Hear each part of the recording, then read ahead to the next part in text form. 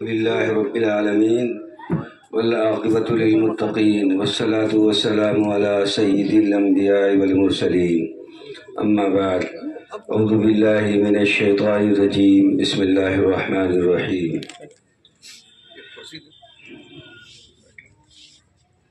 والذين جاهدوا فينا لنهدينهم سبلنا وإن الله لمع المحسنين صدق اللہ العظیم۔ محترم حضرات سامعین اسلام، جمعیت علماء ہند کے حوالے سے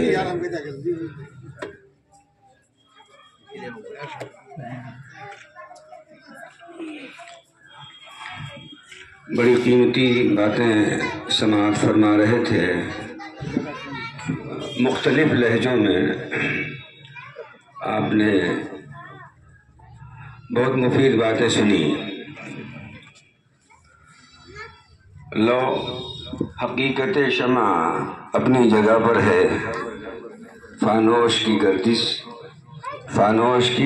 گردش سے کیا کیا نظر آتا ہے۔ عجب امتحان ہے تمیز خیر و شر بھی، عجب امتحان ہے تمیز خیر و شر بھی، وہی آگ دے اجالا وہی بستیاں جلا دے۔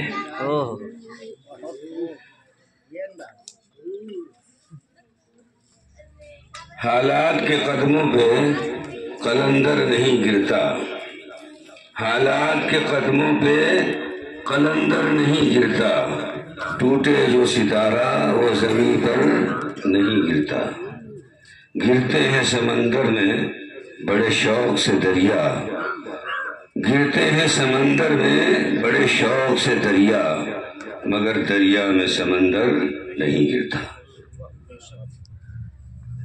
سمندر کی اس بے بسی پہ مجھ کو ترس آتا ہے، سمندر کی اس بے بسی پہ مجھ کو ترس آتا ہے، کوسوں پھیلا ہے مگر بہ نہیں سکتا۔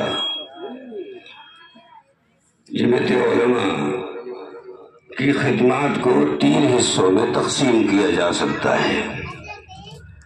ایک تو اس کی ملی خدمات، مذہبی سلسلے کے دفاعی اقدامات،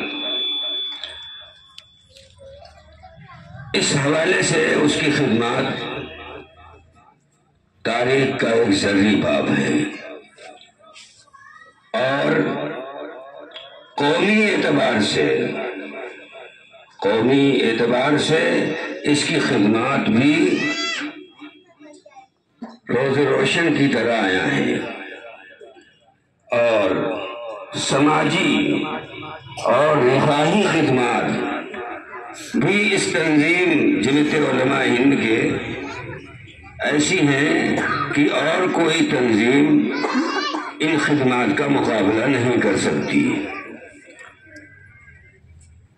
یہاں ایک بات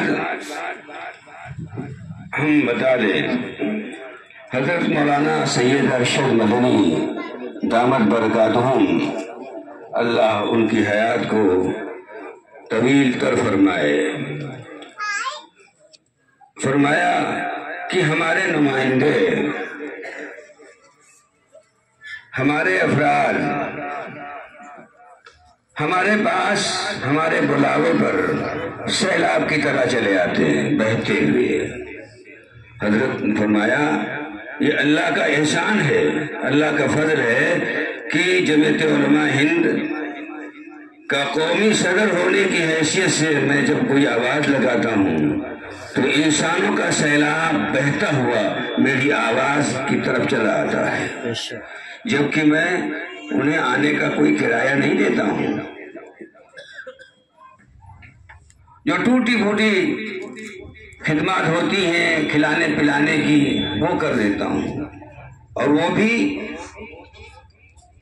تو جمعیت علماء ہند کے پاس علیحدہ سے کوئی فنڈ نہیں ہے، نہ کوئی اس کے پاس کوئی پیسے کا ابلتا ہوا چشمہ ہے۔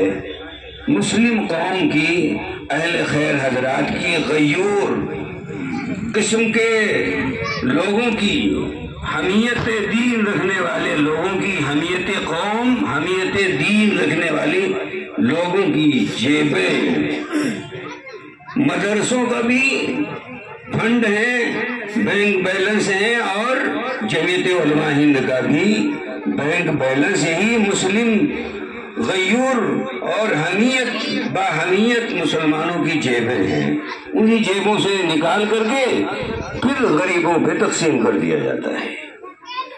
تو ہمارے ایمان والے باحمیت لوگ، اس کے لیے ہم ان کے احسان مند ہیں کہ جمعیت کو وہ اپنا تعاون پیش کرتے ہیں، اور جمعیت اس ہاتھ سے لیتی ہے اس ہاتھ سے پھر دے دیتی ہے۔ اگر اہل خیر لوگوں کا تعاون ہمارے ساتھ نہ ہو تو ہم کوئی کام نہیں کر سکتے۔ تو جمعیت کا کردار اس میں بے لوثی کے ساتھ جد و جہد کرنے کا ہے کہ ہم کو رغبت دلائے اور توجہ دلائے۔ تو یہ ہم نے جو اشعار پڑھے تھے اس کی طرف تھوڑا سا اشارہ کر دیں کہ یہ جمعیت علماء انقلابی قوم ہے۔ ہندوستان میں جب انقلاب برپا ہوا اور کافی دنوں تک یہاں ظالم حکمراں اپنی بربریت اور ظلم و تشدد کا مظاہرہ کرتا رہا، ہزاروں انسانوں کی کہ خون بہے، لاشیں دریاؤں میں پھینکی گئیں، طرح طرح سے مظالم ڈھائے گئے، لیکن یہ جمعیت اس نے ایک انقلاب برپا کیا۔ آخر میں اس بربریت صفت برطانوی سامراجی قوت کو جو ہے گھٹنے ٹیکنے پڑے اور یہاں سے بھاگنا پڑا۔ یہ جمعیت علماء کا بے لوث، مخلصانہ اور مجاہدانہ کردار تھا۔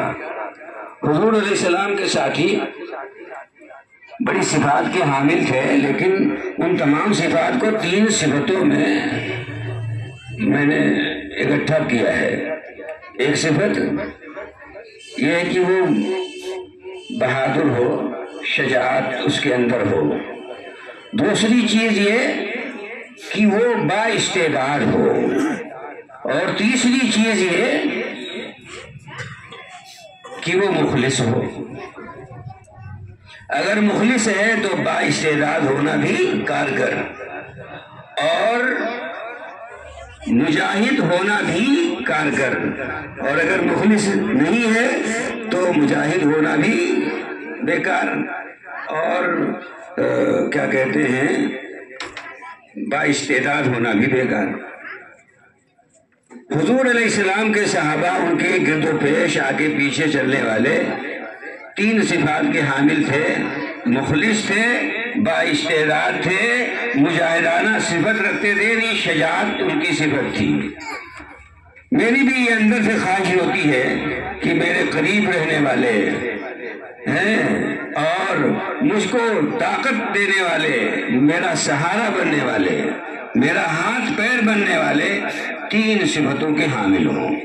ایک صفت ان کے اندر مخلص ہونے کی ہو، دوسری صفت ان کے اندر با استعداد ہونے کی ہو، اور تیسری صفت ان کے اندر کیا کہتے ہیں شجاعت کی ہو۔ الحمدللہ ہمارے ساتھی ہیں، یہ ہم کچھ نہیں، یہ ہمارے ساتھی ہیں، انہی کے مجموعے سے ہمارا وجود ہے، اور اگر ان کا مجموعہ منتشر ہو جائے تو ہمارا الگ سے کوئی وجود نہیں ہے۔ یہ ان کی ذرہ، یہ چھوٹوں کی ذرہ نوازی ہے کہ بڑے ہو گئے، یہ چھوٹوں کی ذرہ نوازی ہے کہ بڑے ہو گئے، اور چھوٹے نہ رہیں تو بڑے کہاں رہ جائیں گے۔ امام صاحب پر مقتدیوں کا احسان ہے کہ نہیں؟ اگر مقتدی نہ رہیں تو امام صاحب بھی مقتدی ہو جائیں گے۔ تو اس حساب سے جیسے بڑے ہیں تو بڑوں کا احسان چھوٹوں پر، چھوٹوں کا احسان بڑوں پر، تو چھوٹوں کا احسان بڑوں پر یہ ہے کہ یہ جو بڑائی ہے اللہ کے علاوہ جس کے اندر بھی بڑائی وہ نسبتی ہے، اضافی چیز ہے، وہ حقیقی بڑائی نہیں ہے۔ تو وہ اضافی اور نسبتی ہے. تو اضافی اور نسبتی بڑائی کے لیے ضروری ہے چھوٹوں کا موجود ہونا. اضافی اور نسبتی بڑائی کے لیے چھوٹوں کا موجود ہونا ضروری ہے. یہ چھوٹوں کا احسان ہے.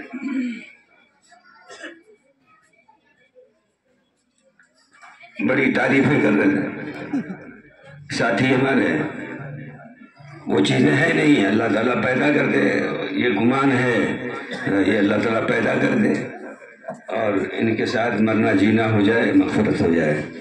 یہ پروگرام مولانا امین الدین صاحب کی سرکردگی میں انہیں کی کوشش پر ہوا ہے. اللہ تعالیٰ اس کو بے حد قبول فرمائے. اور آئندہ